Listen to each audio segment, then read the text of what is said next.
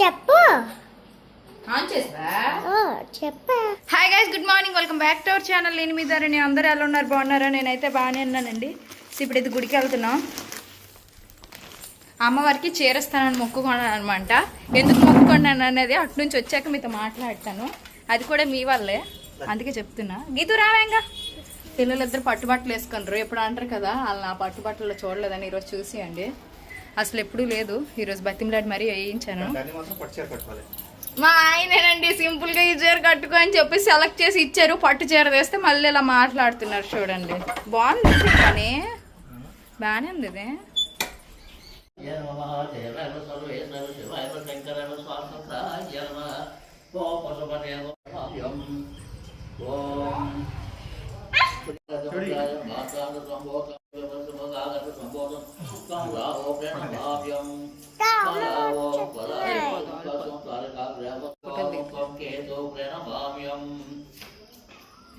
వెళ్ళి వచ్చేసిన తర్వాత ఇంకా మా ఆయన వాళ్ళ కొలీగ్ ఒక మేడం దగ్గర వాళ్ళ ఇంటికి అయితే వచ్చామన్నమాట.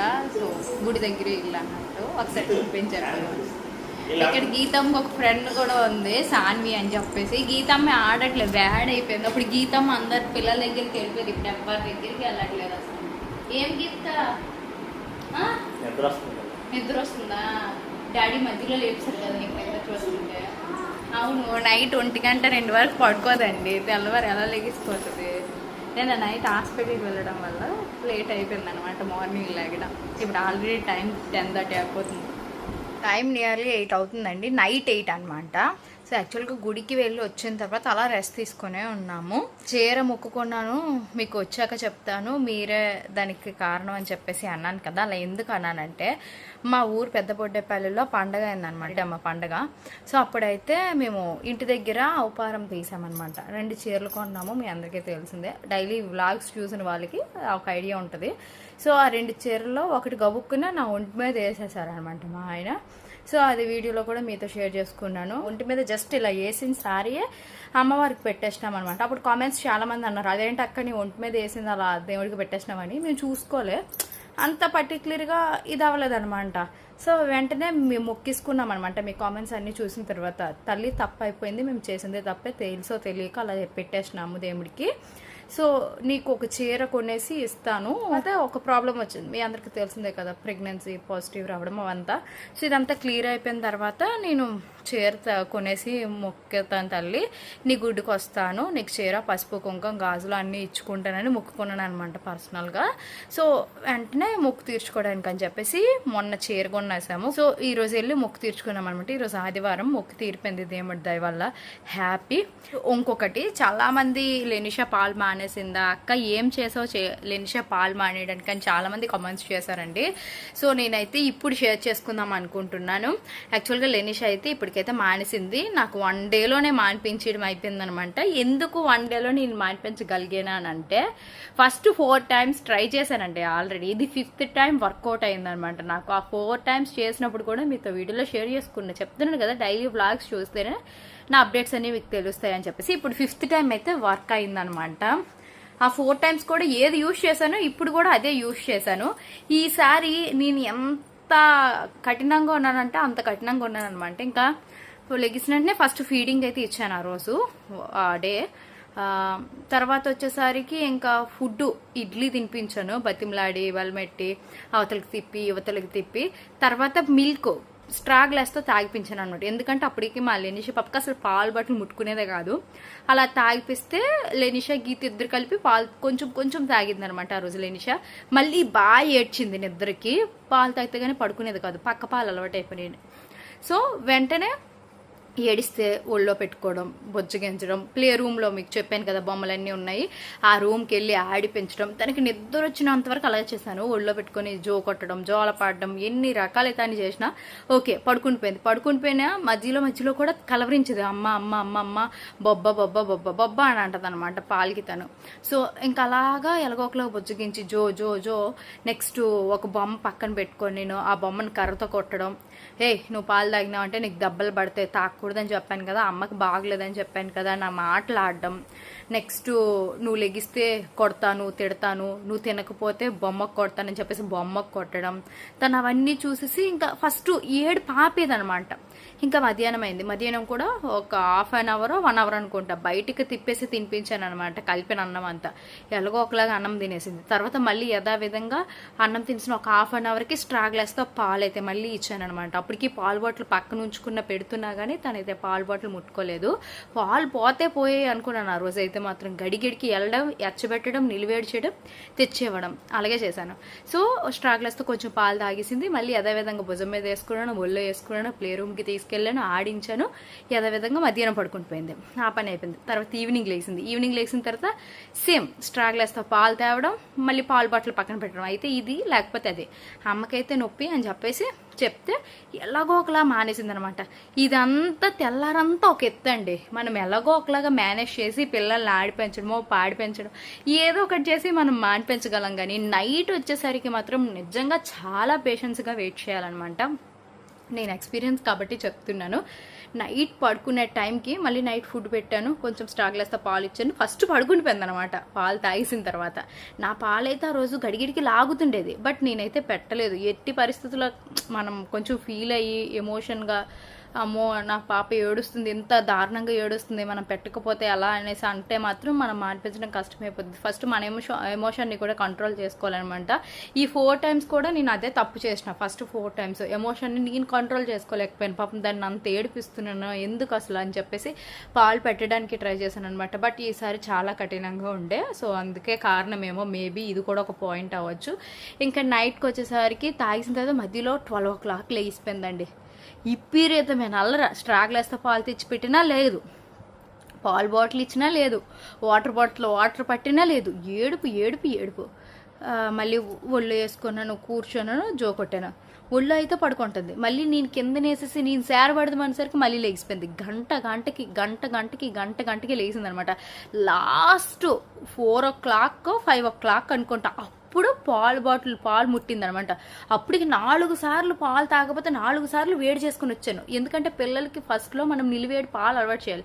కొంచెం వేడిగా ఉంటే వాళ్ళకి టేస్ట్ వల్ల తాగాలి అనిపిస్తుంది అనమాట. అదే చల్లటి పాలు నైట్ కలిపి ఉంచేసాం అనుకోండి, గబుక్కుని పెట్టాం అనుకోండి, వాళ్ళకి తాగబుద్ధి కాదు ఫస్ట్లోనే.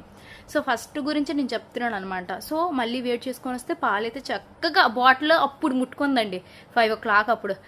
అమ్మ నాయన అనుకున్నాను నేను, తెలుసా లిటరల్లీ. అప్పుడు తను తాగుతుంటే అప్పటికి నిద్రల్లా లేదు, చాలా కోపం వస్తుంది, మనకి ఇబ్బంది అనిపిస్తుంది, తలనొప్పి వస్తుంది. బట్ అదంతా భరించాను అనమాట ఆ రోజు మాత్రం. ఆ బాటిల్ తాగేసిన తర్వాత చక్కగా పడుకునిపోయాయి. మరీ లేగలే. మార్నింగ్ 8 o'clock లేచింది. లెగిసిన వెంటనే ఫస్ట్ అయితే లెగిసిన వెంటనే అడిగింది అనమాట, నాకు లాగింది. నేను మళ్ళీ అదేవిధంగా బాటిల్ పట్టుకొని కలుపుకొని వచ్చాను. చక్కగా ఆ రోజు నుంచి బాటిల్ అలవాటు అయిపోయింది. తర్వాత నా పాలైతే అడగలేదు అనమాట. తర్వాత నేను ఒకసారి తీసి పెట్టినా కూడా తనైతే తాగడానికి నచ్చలేదు. వద్దు వద్దు తప్పు అని చెప్పింది అనమాట ఇలాగా. సో ఎనీవే అలాగైతే పాలైతే మానిపించగలిగినానండి. ఎంతకీ దీని అంతటికి కారణం ఏంటి రాశానని మీ అందరికీ డౌట్ రావచ్చు కదా. అమెజాన్లో మనకి దొరుకుతుంది. ఎలా అంటే ఇలా వేన్ చిక్తారు చూడండి, థంబ్ సక్కింగ్ అన్నట్టు. థంబ్ సక్కింగ్ గురించి కొడితే అది వస్తుంది అనమాట. అలాగా చప్పరించకుండా ఉండడానికి ఒక చేదు ఉంటుంది. ఆ చేదే దీనికి కూడా పనిచేస్తుంది. దానివల్ల ఏ ప్రాబ్లం అయితే ఉండదు. బట్ డాక్టర్కి నేను దీని గురించి కూడా అడిగితే ఏమొచ్చి అలా ఏమీ లేవండి అని చెప్పారనమాట. అందుకే మీతో మెన్షన్ చేయట్లేదు. ఇది నెయిల్ పాలిష్లా ఉంటుంది బ్లాక్గా. ఇగోండి జస్ట్ ఈ బ్లాక్ క్యాప్ చూపిస్తున్నా, నేమైతే చూపించట్లేదు, సారీ ఏమి అనుకోకండి. సో ఇదే రాసుకున్నాను అనమాట నేను. సో దీనివల్ల పాప అయితే పాలు మానేసింది.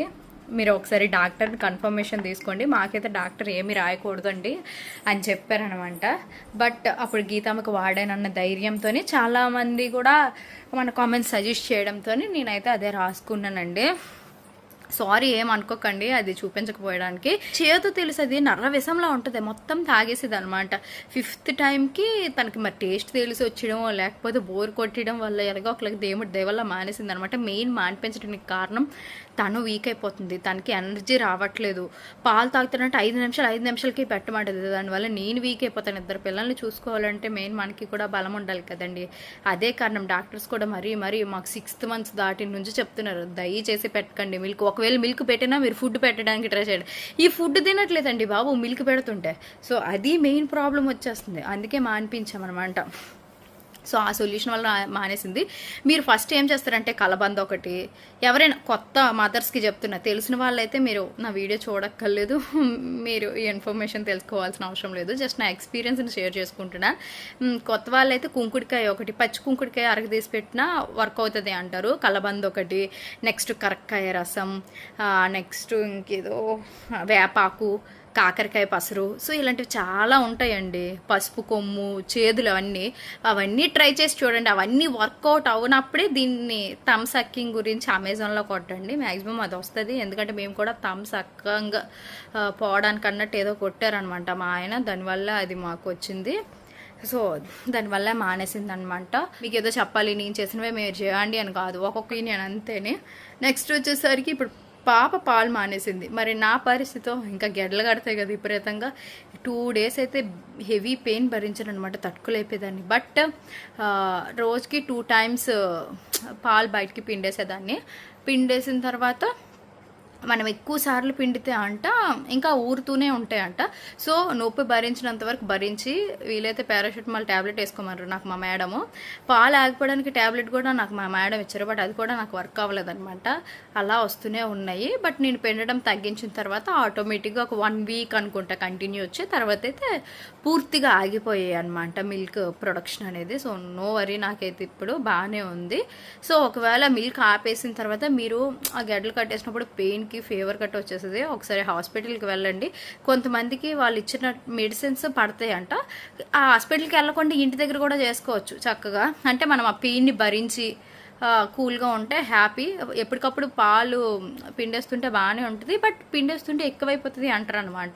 సో దాన్ని దృష్టిలో పెట్టుకొని హెవీ పెయిన్ అనిపించినప్పుడే పిండాలి, తర్వాత అలా ఉంచేస్తే అలా పోతాయి. పిల్లలు నోరు పెట్టకపోతే ఆటోమేటిక్గా పాలు పోతాయి అనేది అందరూ అనుకున్న ఒక ఊహ ఉందన్నమాట. అపోహ అనలేం కానీ అందరూ అదే అంటారు, మదర్ మిల్క్ పక్కన బేబీ తీసుకున్నప్పుడే ఎక్కువ ప్రొడ్యూస్ అవుతూ ఉంటాయి అని చెప్పేసి.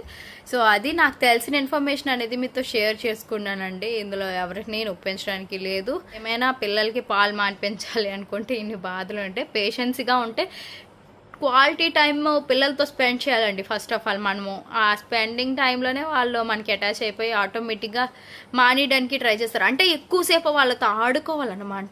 నాకైతే చాలామంది అన్నారు, డాక్టర్ కూడా ఈవెన్ అన్నారనమాట, మీరు మీ అమ్మాయిని ఎవరి దగ్గర వదిలేసి మీరు దూరంగా ఉండండి, అప్పుడే మానేస్తారని చెప్పేసి. మనం దూరంగా ఉండి మానిపించడం వేరండి, మనం దగ్గరుండి మనం ఆడుకొని పాడుకొని మానిపించడమే గొప్ప అనమాట. ఆ గొప్ప అన్నది నా ఒపీనియన్ అండి. ఎందుకంటే మనం దూరం వెళ్ళిపోతే వాడు ఎలా ఉన్నాడని మనకి బెంగ ఉంటుంది.